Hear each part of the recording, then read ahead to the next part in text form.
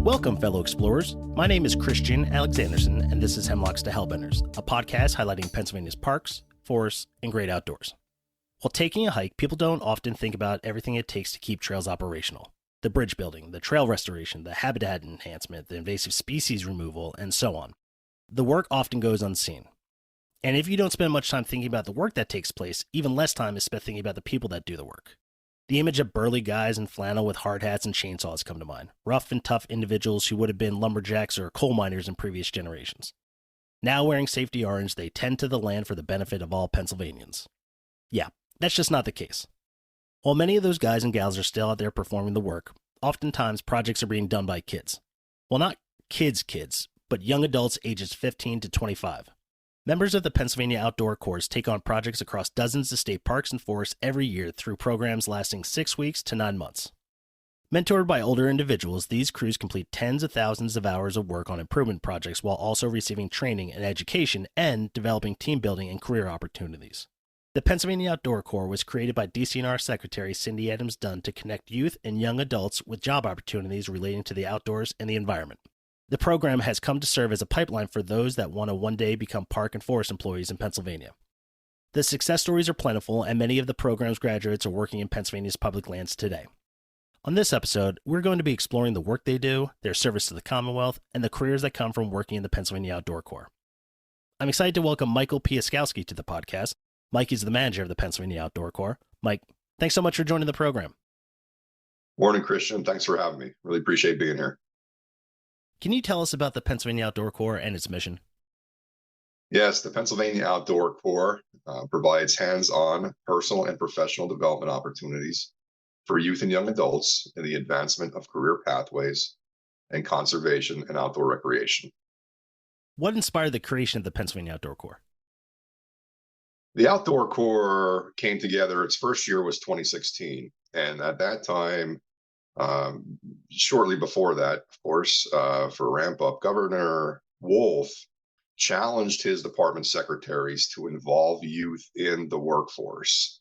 And DCNR took that challenge back and looked to its history and the history of public lands in Pennsylvania and really across the nation, to the Civilian Conservation Corps.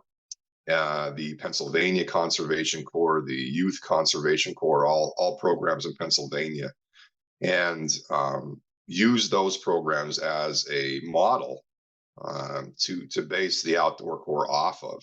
And of course, none of these programs come together in a vacuum. So DCNR looked to its partners in the Department of Labor and Industry, our workforce specialists. And we came together with labor and industry providing the bulk of the funding for the program, and DCNR providing the program expertise, the public lands to work on, and staff involvement. And all of those things came together, and many other partners including the Pennsylvania Parks and Forests Foundation, doing some early feasibility studies, and some industry partners to create the Pennsylvania Outdoor Corps. What's the selection process like for participants, and what qualities or skills do you look for in applicants? This is a job. So the selection process is like any other job. We work with our partners in the Student Conservation Association that administers this program for the Department of Conservation and Natural Resources. We engage SCA through a contract. And SCA has a full application and an onboarding process for all of our crew members, all of our crew leaders. So members and leaders apply to the program. They submit an application through SCA. And through that application process, they go through several screens, including some written questions. So there's some narrative that the applicants provide to help us understand where they're at in their journey and what they're interested in, and interview processes and all kinds of other stuff go into the selection process, more technical and legal things, medical screenings and things like that, just to make sure folks are are fit to be out in the woods in remote locations, and things of that nature. So, but yeah, it's a professional job, and folks apply, and they're selected through a competitive process to participate in the Corps. Have you found that there's certain qualities or skills that applicants have that make them more successful in this program? Probably the most important quality, and these we work with people throughout the season and throughout their experience to hone different qualities and skills, of course. And we can probably talk a little bit more about that later, but it's just a willingness to be there and a willingness to show up and engage. We can teach people skills, hard skills, how to correct body mechanics for using tools, or techniques for benching trail. But it's hard. It's hard to teach people grace. It's harder to teach people drive, and those types of skills. I mean, this program does tend to bring out the best in people, and bring those kind of assets along in folks. But the willingness to show up, the willingness to do the work and engage, is really important to us. And when folks have that, and that is evident in their application and through the interview process, that goes a long way for folks being successful in this program. Yeah, I feel like the quality or the ability to want to do hard things is not only going to make them successful in this program, but successful in life. It's absolutely true. The older you get, the more challenging life gets. It kind of builds on itself. You build a skill set, that skill set is challenged. You build another skill set, that skill set is challenged. That seems to be how life goes. And perhaps that's how it should be. And this program certainly does that. The transformation of a young person in this program, and really kind of anyone that touches this program, whether it's our professional staff or our volunteers working with the crews, or even myself. I mean, you cannot be involved in this Pennsylvania Outdoor Corps program without coming away from it with some sort of renewed sense of purpose, or a different outlook, or having expanded in some way. And it really is effective in personal growth and personal development. You spoke a little bit about it before. What kind of training do participants receive before and during their time in the program?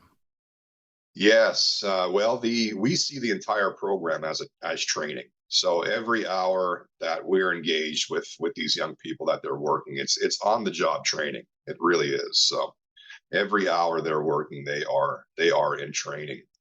The season, to give you an idea of how the season flows and the training we offer, it starts in the beginning of the season, particularly for our young adult members, and our young adult members are 18 to 25 years old, and our young adult program leaders who are any age over 21.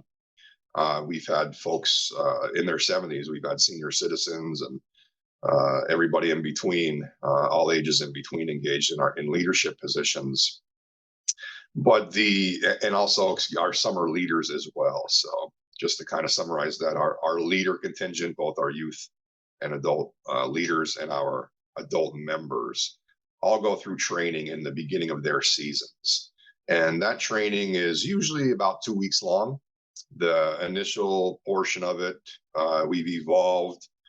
We evolve it every year, actually. We're always learning and trying to implement new ways of training. But we generally do the first week virtual.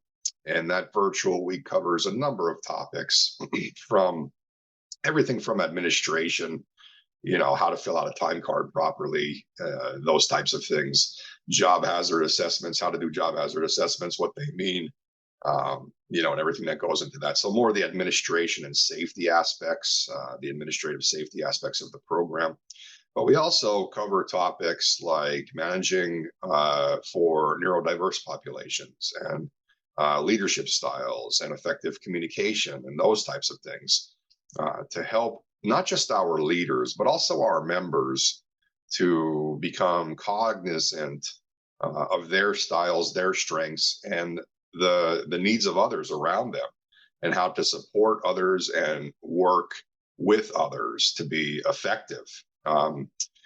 So that's how we kick the season off, and kind of that, in a very, we really try to be a very inclusive, very accommodating workplace atmosphere, and create that right off the bat, because we know that, for some people, they might be 20, 21 years old. This might be their first work experience, or they may have been working on the farm since they're 3 years old.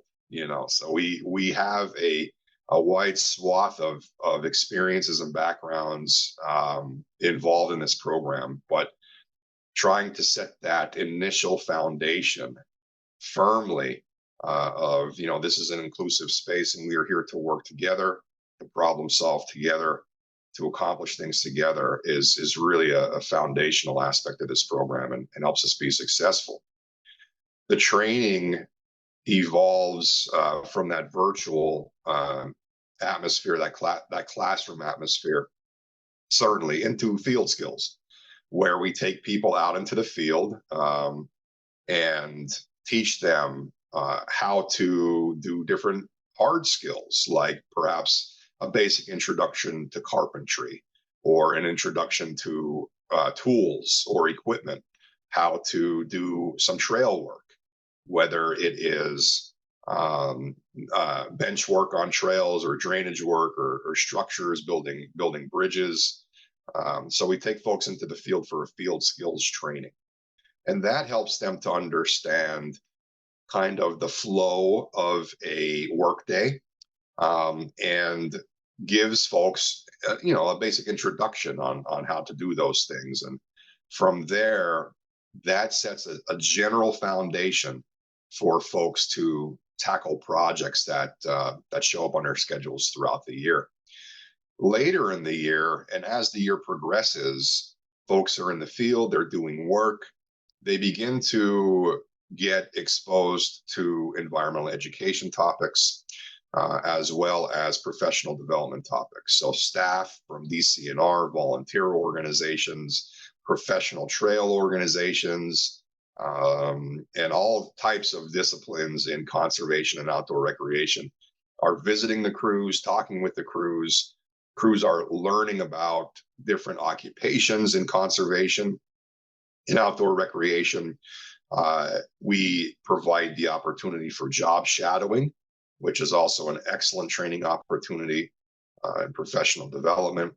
We help people we hold seminars later in the year, usually around September of the year, for our young adult crews to, cover resume writing, and also help people understand what jobs they might qualify for in DCNR, and other state agencies, with the experience they have now, or perhaps with a little bit more training.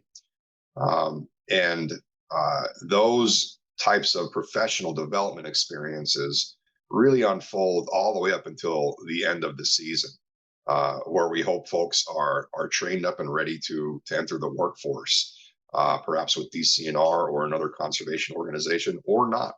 Some folks realize by doing this work that they really don't want to be involved, perhaps in the field operations in conservation, or in conservation at all professionally. And that's fine with us. Certainly, we want them to get a job in conservation.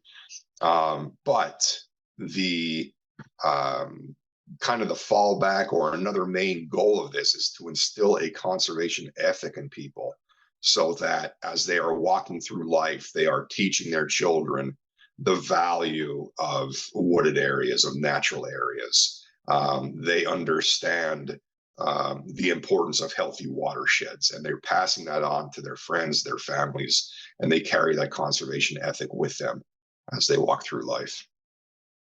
And how long do each participant kind of serve for? Yes, well, we have several programs. Right now we have two different programs, two different models, I should say, in our program. And one is the youth program, and one is our young adult program. Our youth members, the leaders of our youth crews, are engaged for about 9 weeks in the summertime. It's a great opportunity for school teachers, anybody that has some free time in the summer, I guess, and wants to lead a youth crew, 21 and older. That engagement is about 9 weeks. It's generally mid-June through mid-August, training in the beginning and demobilization and debrief on the end, of course, with the season in the middle, the field season in the middle. And our young adult program right now goes, and in our youth program, our members are engaged for 6 weeks currently. So leaders are engaged for 9 weeks, members for 6 weeks currently. For our young adult program, our leaders are engaged for about 10, maybe a little more than 10 months a year. They start training in about February, March each year, and then demobilize in early December. And our young adult members are engaged from mid-March with training again through Thanksgiving this year.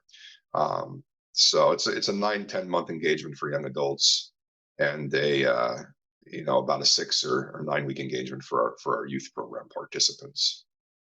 Can you describe a typical day for a Pennsylvania Outdoor Corps member? We currently operate a community model, and that means that folks are going home to sleep in their own beds, each night. We do some overnight hitches, we call them, where folks will go out for several days at a time in camp. But by and large, with the community model, folks are coming to a central meetup location in the morning and then back to that location in the evening to return home each day. Our young adult program currently works a Monday through Thursday schedule. Our youth crews work a Monday through Friday schedule. And a typical day, you show up promptly, ready to go at the meetup location at the start of the day. We start our days at 7 or 7:30, depending on what program you're in. And sometimes we are considering actually shifting a little bit earlier for days that have some high heat index warnings and things like that. But you show up at the meeting location in the morning, and everybody loads up into a vehicle that the program provides, and the crew travels together to the work site that they're working at. And work sites can range from Pennsylvania parks, Pennsylvania forests, to other public lands currently. So we may be working with an environmental advisory council at a township doing some repairing buffer work or something like that. So folks travel out to the work site, and when they get to the work site or on the way, discussions start about the scope of work for the day, and also the review of any safety concerns or the review of kind of the job hazard safety aspects of the day.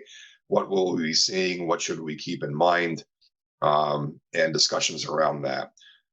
Also, certainly throughout the day, discussions on administration take place, the practical things of filling out time cards and things like that, making sure everybody is all squared away there. And then the crew interfaces with a project partner to have a check again on the scope, what's going on, what are we accomplishing today, what are the goals. And the crew leader is a professional position. Certainly these are all professional positions. All of our members and leaders are paid. These are paid positions.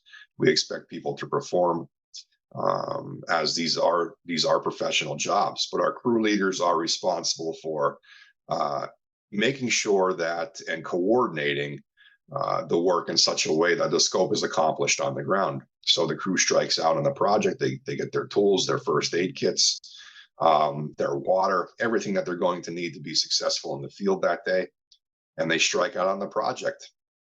Throughout the day, we take breaks, make sure everybody's staying hydrated and is taken care of during the day, and that we're self-policing and being good neighbors and watching out for each other to make sure everyone is safe, wearing their personal protective equipment, staying hydrated, working in a safe manner. And then, lunchtime comes around, and then at the end of the day, the crew travels back to the meetup location and goes home for the evening. Some days we do have environmental education topics built in. So on those days, the crew might be learning about box turtles or watershed health or geology, forestry, other topics. And on those days, the work is adjusted to account for that education time. Yeah, that's a typical day.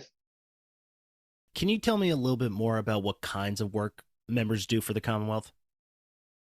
Yes, of course. We do a wide swath of work. A lot of our work is focused around outdoor recreation, but we also work in some habitat management work, removing invasive species, planting riparian buffers, so some waterway work.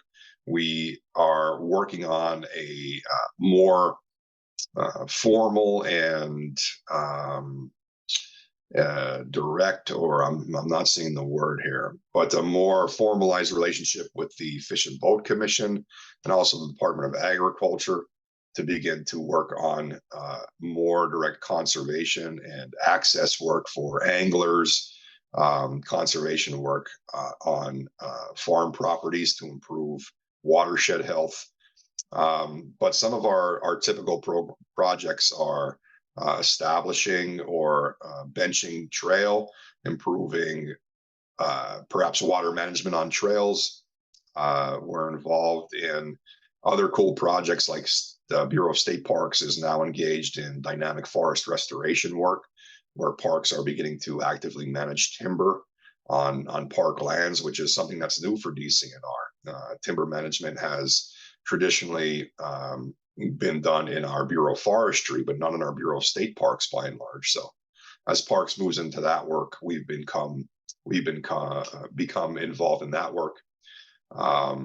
And all the while, again, working with site managers, working with volunteers to encourage and offer a space for some generational knowledge transfer from our professionals, from the people that have been through the trainings doing this work for years, into that next generation of conservation leader.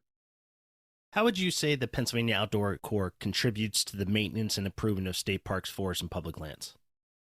This is an interesting question. We are focused on workforce development as opposed to workforce capacity. We certainly accomplish a lot of projects each year, and those projects are crucial for the maintenance and upkeep of our park and forest systems. We all know that when we went through the pandemic, how use of our natural areas really skyrocketed, and how that use has, in a lot of areas, been a bit detrimental. You know, you bring so many people in, the carrying capacity of the land is only so much, and our ability as a organization at DCNR, it's been challenging to keep up with those needs with the staff complement that we have available. So certainly the Outdoor Corps does help with the maintenance and upkeep of our state parks, but we do so in a training mindset, in a workforce development mindset, not as capacity. So we do help with fixing really impacted trails. We do help in staining buildings to make sure that some of those Civilian Conservation Corps era buildings will remain standing and in good repair. We repair and replace fence posts along trails to keep visitors safe. All of those projects, though, are just a means to an end, and that end is that professional and personal development. That's really the focus of the program. The maintenance, the help with the maintenance and the upkeep of the parks. That's kind of a byproduct for us.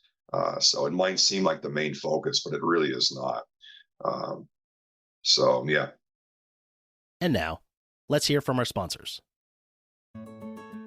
Keystone Trails Association is headed to Lake Raystown. Join KTA April 25th to the 27th for Spring Hiking Weekend 2025 at Lake Raystown, presented by the Huntington County Visitors Bureau. 3 days of hikes, outdoor activities, and programming awaits. Visit kta-hike.org to register and for more information. Are you looking for your next adventure? Unlock some of the best landscapes in Pennsylvania with the incredibly detailed, highly curated, waterproof trail maps from the folks at Purple Lizard. They create extraordinary maps of Pennsylvania state forests for people who love to explore the outdoors. Find them at your local outfitters, bike shops, and bookstores, or visit purplelizard.com, where your next adventure begins. Walk, run, or roll to save the trees. Join the Pennsylvania Parks and Forests Foundation for the Bob Ross Run for the Trees Happy Little 5K. Proceeds from registration go toward planting trees in Pennsylvania state parks and forests. This virtual 5K can be done anywhere, anytime, April 19th to the 27th, 2025. And participants get cool swag. Learn more or sign up at ppff.events/runforthetrees. Looking for a way to add some local Pennsylvania flair to your space? Check out Sister Sunflowers. They create unique stickers inspired by small local spaces that make your community shine. From quirky caves to hidden local gems, their stickers bring your favorite places to life. Perfect for your laptop, water bottle, or anywhere that needs a little hometown love. For both locals and visitors, there's stickers, magnets, prints, and more celebrating Pennsylvania's most iconic parks and forests. And for more avid explorers, there's even a hand-drawn poster to keep track of the Pennsylvania state parks and forests that you've been to. Use code HELLBENDER15 at checkout to get 15% off your first order. Support local, inspire adventure, and decorate with meaning, only at Sister Sunflowers. Shop now and celebrate the places that make your town special. All right, back to the show. Is there a success story or a particularly impactful project that the Outdoor Corps has completed that stands out in your mind? One of them recently, I mean, there are, each year we do a year-end celebration for both our youth and young adult programs. We do individual ones for each one. And those celebrations consist of slideshows of the projects that folks have worked on throughout the year. And I am routinely blown away by the quality and the amount of work that the Corps completes each year. And again, those projects being a vehicle for that, for personal and professional development. Some of the boardwalks we build through wet areas on trails, some of the structures we're rehabilitating. It's just really neat to see. It's really cool. And the amount of work that goes into it, and sometimes the technical work that goes into it, is just really impressive. One of the coolest projects that I can remember, I guess I'll name a couple, and they're probably down, the two that I'm thinking of are Southwest Pennsylvania projects down in the Laurel Highlands. But when we can, sometimes we will reconstruct civilian conservation corps shelters or buildings using blueprints from that era. So the project I'm thinking of is an Adirondack shelter reconstruction that was done using CCC blueprints. And it involved milling the lumber using the wood shop in one of our DCNR, DCNR owned parks, our stewarded parks, and reconstructing that Adirondack shelter. And to see the befores and the afters on that has always stuck in my mind. I use the photo of the after in my presentations quite regularly. Another really neat project that we've done a few of these now, but we just completed another one this past summer recently, is a firewood shelter on the Laurel Highlands hiking trail. And these firewood shelters it's kind of a DCNR design, unique design, where it's almost like a cabin. It's a medium-sized cabin, if you're thinking about a cabin in the woods, and the roof rolls back to allow a dump truck to just back up in and dump firewood out. And our crews have been involved in constructing a couple of these shelters now along the Laurel Highlands hiking trails. And to see the work that goes into it, and the way that our DCNR staff interacts with the crew to set them up for success, but not hold their hands while the project is being completed. So this year, when our crew showed up on site, they had the corner posts set. The staff did set the corner posts and gave the crew an introduction of what the scope was and what was needed. And what was needed was all the siding and the roofing material and all that kind of stuff, and then let the crew at it. stepping in where they needed to coach and, kind of spur thought and process. But some of, I guess my point is some of my favorite projects are not just, impressive things to see, but they're the projects where our staff, our volunteers, our experts interface with the crew to accomplish something really kind of remarkable, and something that has lasting impact. Yeah, Mike, I'll tell you, I'm always impressed by the amount of work your crews can do so quickly. Because there's projects I'll see that are announced, or this is what we're working on. I'll see something on social media. I'm like, oh man, they won't be done for a month, and then a week later, everything's wrapped up, and you're moving on to the next thing. I mean, it must be great to be able to see the amount of work that gets started by a crew maybe earlier in the season, and they're still learning how to work with a team, how to work with their leader, and then really hitting their stride. Mid to late season. That must be very rewarding. It's very rewarding.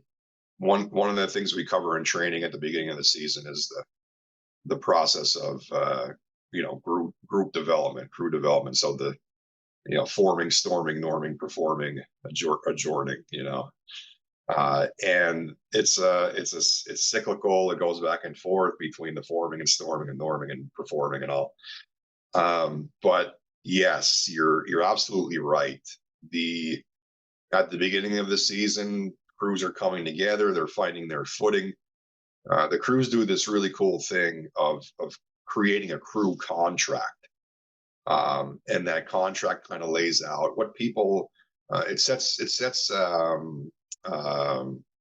boundaries. It sets boundaries for people. Like, okay, this is how we're going to work. This is how we're going to communicate. So it sets those norms. It sets those boundaries, and that contract is revisited throughout the year, and it helps to form, and it helps with crew dynamics and the evolution of crew dynamics. But to see people at the beginning of the year, they're not quite sure. The leader has a lot of input. Okay, somebody bring the first aid kit. Okay, we're going to need 2 shovels today. Okay, does everybody have their water? Does everybody have, it's really the crew leader is on point, making sure and putting those prompts and those suggestions in. But as the season progresses, people are automatically to get out of the truck. They're grabbing the first aid kit. Somebody's getting the water jug out. Everybody's filling their waters. Folks are grabbing their tools. They understand what's needed. They understand their role. And that's really neat to see that evolution. And it's all part of that training, people being ready and accountable and engaged on the site every day. But as the crews begin to spin up into that really performing aspect, that performing node of where they're at, the work, we can really blaze through work. It doesn't always happen, but I would say the majority of the time it does. That's what I'm feeling, and it's really impressive. And oftentimes we will scope projects, and those projects will be completed early, and our sites help us find some other work to do while we're there to close out the experience.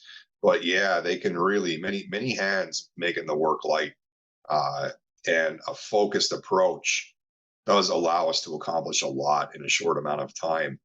And it's really one of the cool things about this program. Well, another cool thing about this program is, we know for a fact that our young people, when they are challenged, when they're engaged, when they understand the purpose of what they are doing, they are present, they show up, they engage, and they act. And it's really something to see. It's really something to see. The caliber and the quality of a lot of these young individuals coming through this program it's extremely impressive, and it's extremely heartening to see. And it gives you a lot of hope and really energizes you when you're able to witness that about the future. And on this end, it makes me want to engage further, because you see these young people, they're so hungry, They're so willing to work. They are so engaged. You can't help but reciprocate that and continue to try to pour into them as much as possible to, help them be successful on their path. So yeah, that's a great observation, and I appreciate you bringing that up. It is impressive to see every time that happens. You spoke a little bit about challenges. What challenges do outdoor corps members typically face when working in the field, and how do they overcome them? There's a lot of them. I'm sure anytime you step out into a natural area, you're in nature. You have to contend with that. In recent years, one of our major challenges is climate. The days are hot. They're hot early, and they stay hot. They maybe never cool down. You might wake up and it's 86 degrees and 90% humidity. So climate is a definite challenge for us, and something that we're looking more and more at. Group dynamics are challenging. We're taking strangers and putting them together. 6 folks in a truck riding out to a work site every day, working side by side. Group dynamics are certainly challenging, especially in an era where some people have become more comfortable working with people via a screen or text messages from afar. We're right up close and personal with each other each and every day. So working and learning those group dynamic skills and how to work as a team is certainly a challenge as well. All types of safety concerns. We're working with sharp tools every day. We're working with hazards overhead, with trees. We require people to wear their PPE, and that's everything from boots to sturdy pants to sometimes long sleeve shirts. So, that all adds to it. Hard hats, of course. But those challenges are met by, I think, acknowledgement and engagement early on, like setting people up, like, look, this is the job, this is what you're going to be into, and communicating early on to front load people to help them understand what they can expect, and then dynamically in the moment to constantly assess people's needs, and assess where people are at to help them, give them the tools to succeed. And that might be walking over to somebody on a 90-degree day, or taking a break every 45 minutes to go stand in the shade and drink some water. But constant check-ins and constant kind of observation from everybody involved, not just the crew leaders. We're all responsible for each other, and that's how we approach it. And of course, the more kind of technical day-to-day aspects of performing job hazard safety analysis for each site we're at, and also having emergency management plans for every location we work at. Those are more technical standards of the program to ensure safety and to ensure that we have the knowledge ready to go at a moment's notice if it needs to be used. When I interviewed Secretary Cindy Adams Dunn, she said that one of the proudest moments of her career was the creation of the Pennsylvania Outdoor Corps. For you, what are some of the most rewarding aspects of working with the Outdoor Corps? I'm taking a moment to answer this question because I'm trying to think of it. It feels like a giant like silo of awesomeness that I'm trying to funnel down into my brain to kind of distill down into a couple statements. But for me, it's that feeling of accomplishment, seeing success, seeing evolution, progression in our members and our leaders. For me, it's seeing that person on day one of training, in-person training, that might be looking like a deer in headlights. I've never been around this many people before in my life. I've never been away from home this long in my life. I'm freaking out a little bit. What can I do? Let's go outside. Let's take a walk. Let's talk about it, type of thing. Seeing that person 8 weeks in, 10 weeks in, 12 weeks in, and at the end of the season, they cannot help, and it happens naturally, but it does happen. They cannot help evolve in their communication styles, in their confidence, in the way they carry themselves, in the way that they can now approach other people to help them along on their journey because they have been there.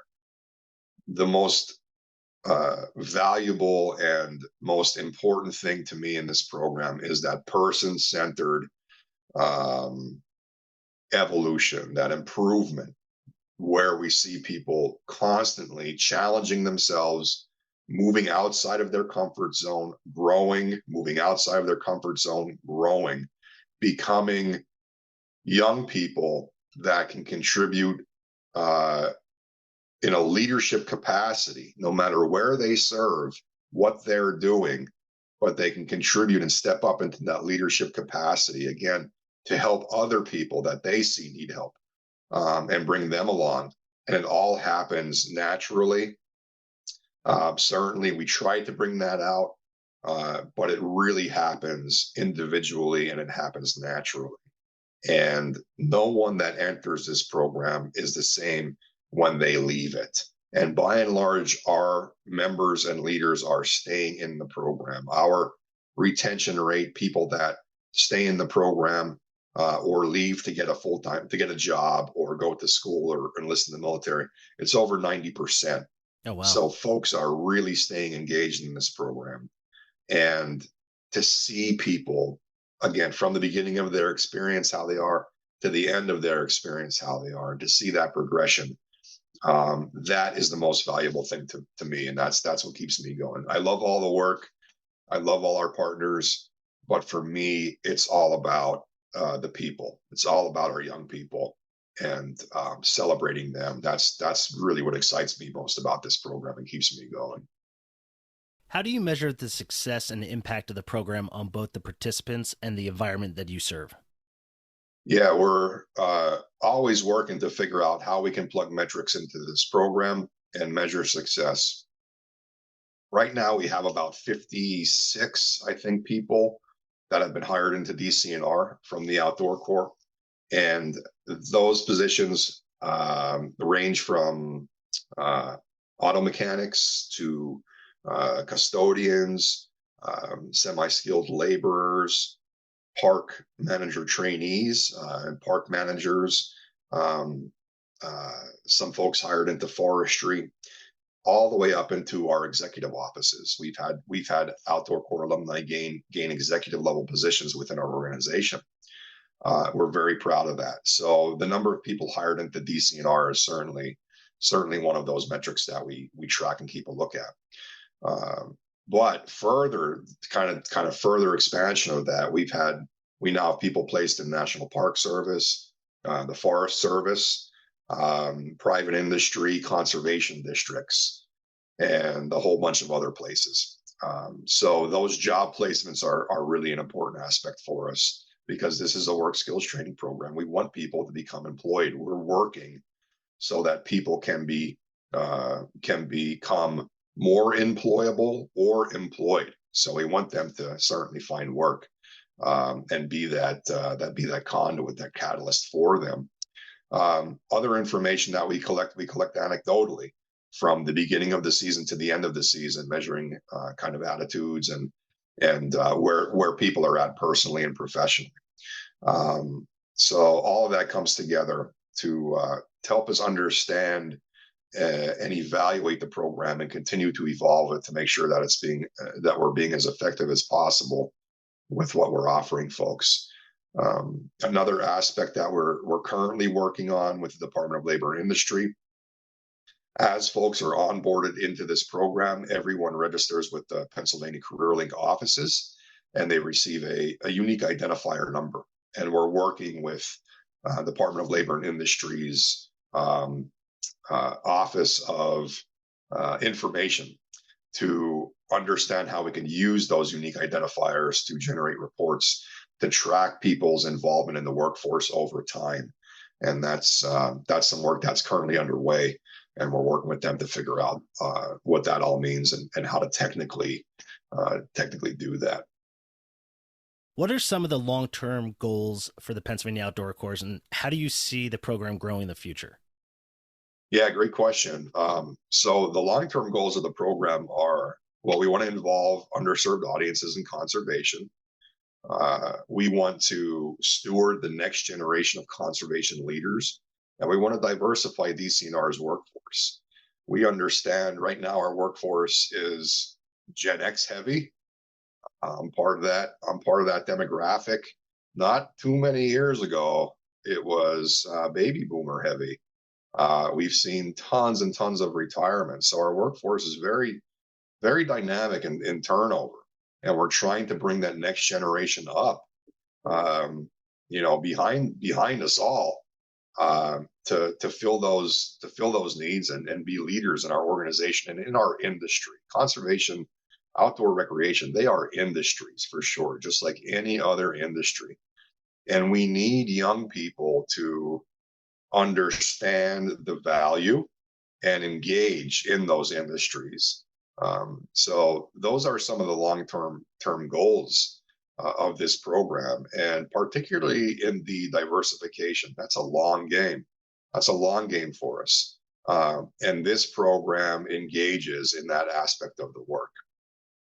And it engages in that aspect of the work by trying to find people and recruit people and employ people of all different walks of life and from all different kind of localities, whether it's rural, suburban, urban areas. We have crews situated across the state, from Norristown, Pittsburgh, to Chambersburg, all the way up into Renova.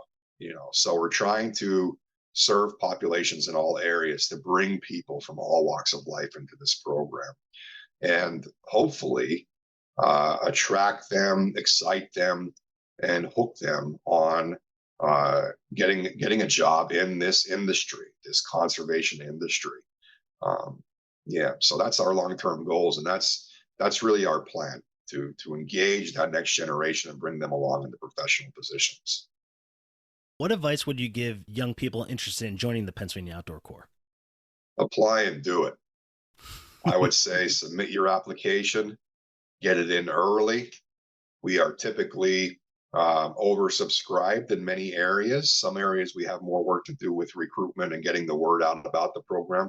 Actually, everywhere we have more work to do with branding and getting penetration, and helping people understand our brand, what we do, where we're at. So thanks very much for having us on your podcast. That will certainly help us do that. But I would say apply and engage, and don't be afraid of what you don't know. Don't be afraid to step outside your comfort zone, because that is where the growth happens. I am a product of that. I wouldn't be sitting here. I think the first time, I'm sure there were many other, actually, not even the first time, but a significant time in my life where I was encouraged to step out of my comfort zone was in high school. I participated in a program called Upward Bound, where I would stay after school for some tutoring, a few days every couple of weeks. And in the summer times, I would go to Bloomsbury University for the summer to take kind of prep classes for the next year. It was a residential program, and really had excellent mentors through that program. It started with Miss Neary at the high school, taking her time to help us along after school. And that was the first time through that Upward Bound program, really, that I engaged in state parks. We would go to Ricketts Glen and enjoy days at Ricketts Glen in the summertime. And that, at the time, I didn't realize how significant that would be to me.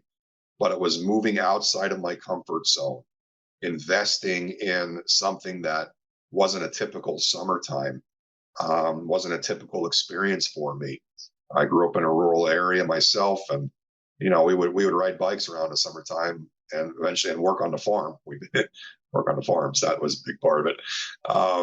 But stepping outside that comfort zone helped me grow. And I think doing that in my high school years set a tone and a pace and allowed me to become more comfortable with pushing myself and stepping out into more uncomfortable places to learn and grow.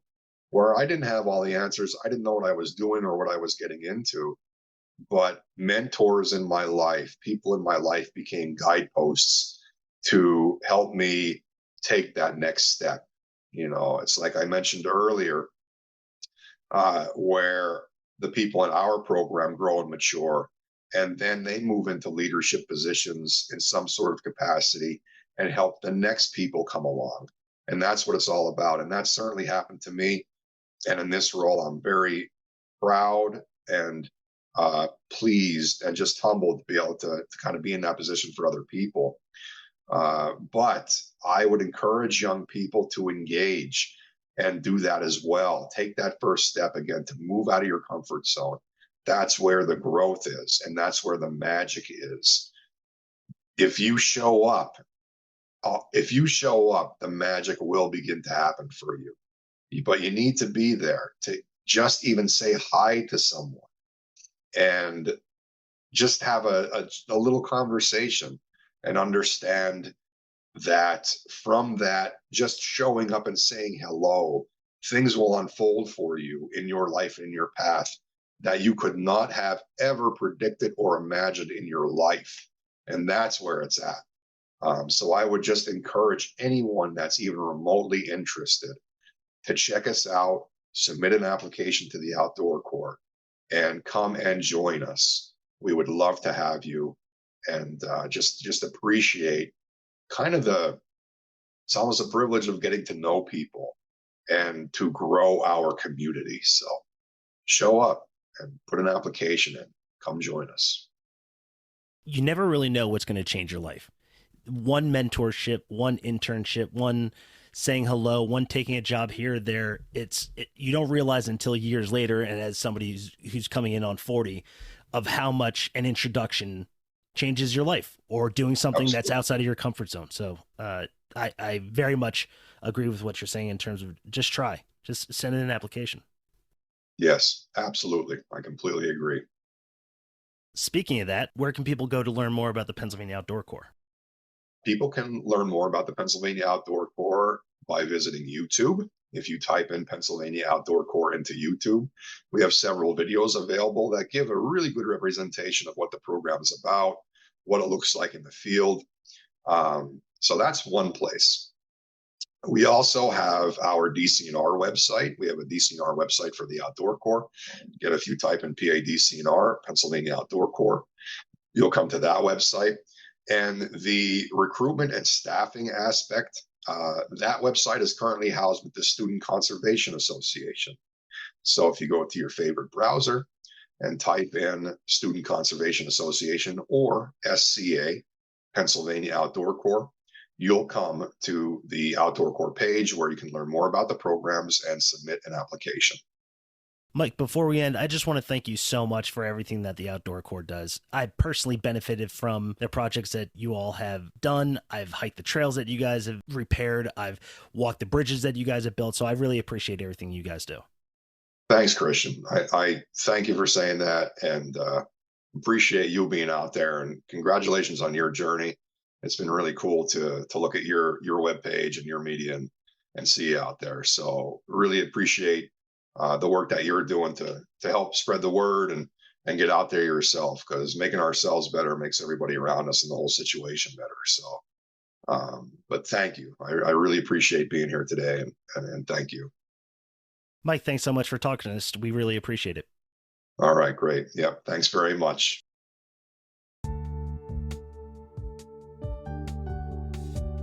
I want to thank my guest, Mike Piaskowski, for joining the podcast. Be sure to follow us on Instagram and Meta for more information about upcoming episodes. You can support the podcast by buying merch at hemlockstohellbenders.com, or you can click support this show in the podcast description to provide a monthly donation. This has been Hemlocks to Hellbenders. I'll see you out there. Hosting, production, and editing by Christian Alexanderson. Music by John Sauer. Graphics by Matt Davis.